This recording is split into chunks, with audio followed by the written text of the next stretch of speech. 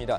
자, 그나저나 신종 코로나 사태가 이어지면서 사회 곳곳 어려움을 겪는 분들도 늘고 있습니다. 얼마 전에 보육시설과 무료 급식소 등이 문을 닫으면서 곤란한 분들이 많다, 이런 소식 전해드렸습니다. 헌혈 기피로 혈액 부족 현상이 심각하다는 이야기도 말씀드렸죠. 자, 그런데 확진자가 늘어나고 그에 따라 접촉자도 늘어나면서 문을 닫는 식당, 미용실, 병원, 어린이집도 계속 생기고 있습니다. 면세점, 영화관, 최근에는 홈쇼핑 직장 폐쇄도 있었습니다. 대기업도 애로사항이 있겠지만 더 큰 문제는 식당이나 미용실 등을 운영하는 소규모 자영업자들일 겁니다. 짧게는 사나흘, 길게는 일주일, 2주일간 영업을 하지 못하면서 피해가 만만치 않다고 합니다. 일당을 받는 일용직 노동자들도 어렵긴 마찬가지입니다. 원래 또 이런 사태가 터지면 원래 어려웠던 분들이 더 힘들어지는 경우가 많은데요. 자, 오늘 민주당 확대 간부 회의에서도 관련 언급이 있었습니다.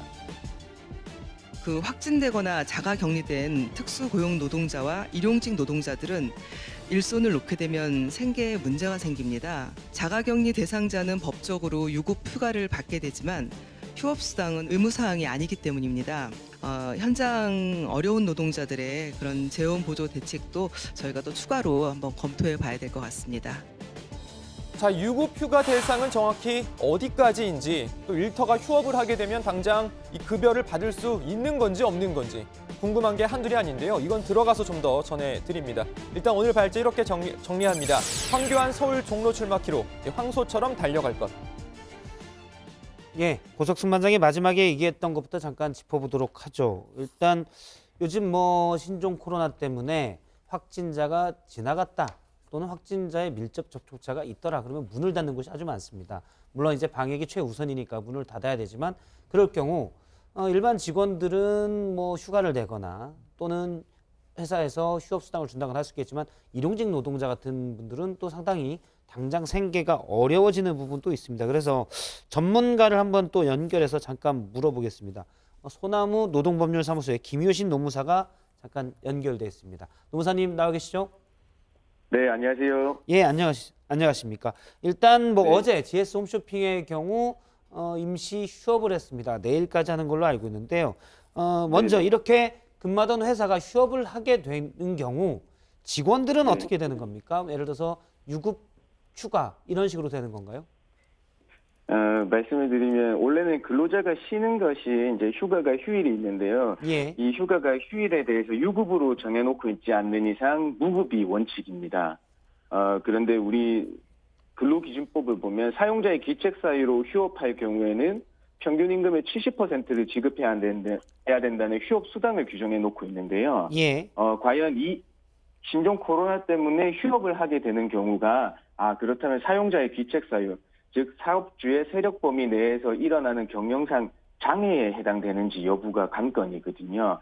그래서 이제껏은 사업주의 기책 사유는 원자재 부족이나 주문량 감소 이런 것에 대해서만 인정된 사례가 있고요. 불가항력적이거나 기업 외적인 사정에 대해서는 인정되지 않는 기책 사유로 보고 있지 않습니다. 그래서 노동부가 지금 발표한 것에 의하면요, 근로자의 휴가 신청이 없었나 사업주 자체 판단으로 휴업할 때는 휴업 수당의 지급이 필요하다.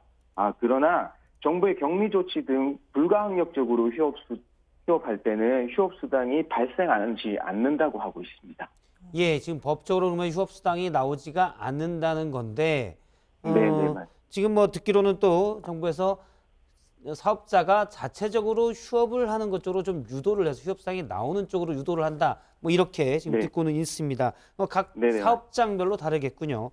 그러면 예를 네네, 들어서 GS 홈쇼핑에 거기서 만약에 휴업수당을 준다고 하더라도 일용직이다 이런 분들, 프리랜서나 이런 분들은 어떻게 되는 건가요?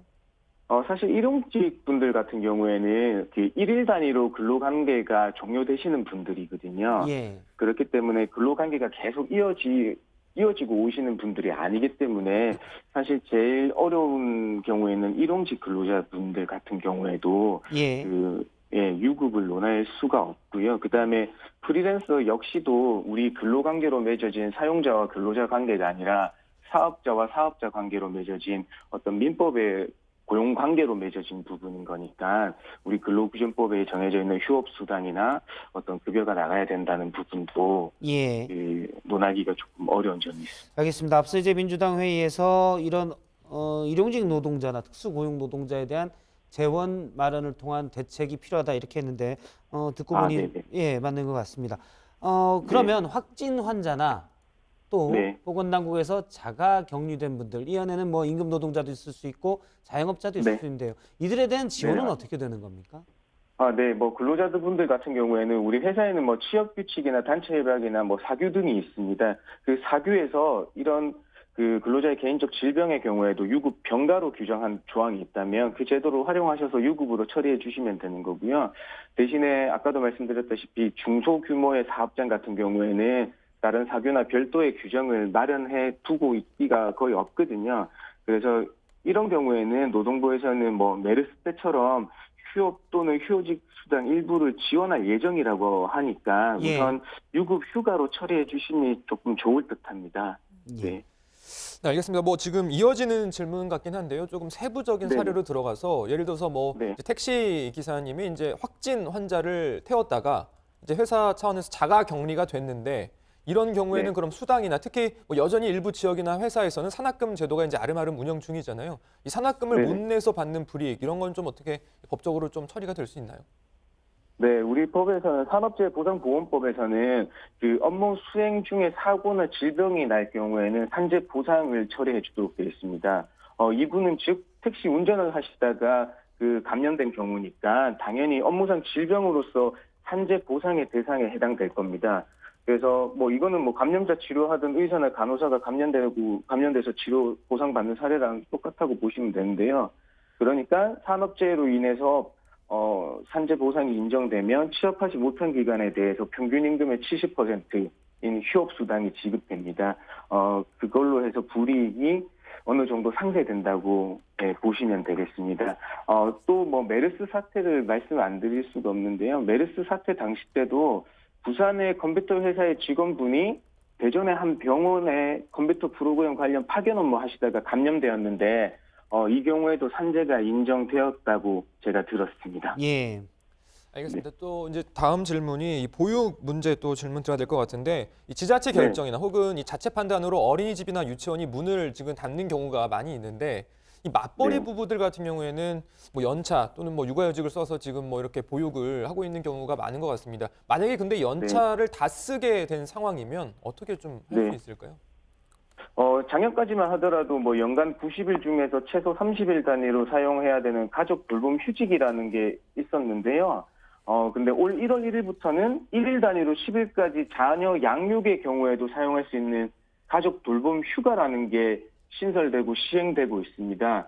그래서 연차를 다 사용하셨더라도 가족 돌봄 휴가라는 걸 신청해서 사용하시면 될 것 같고요.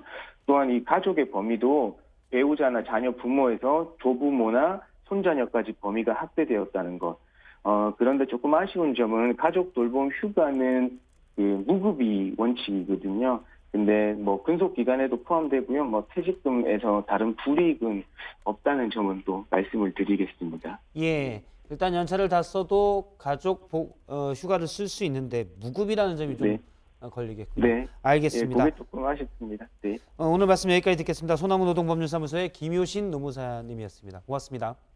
네, 감사합니다. 예.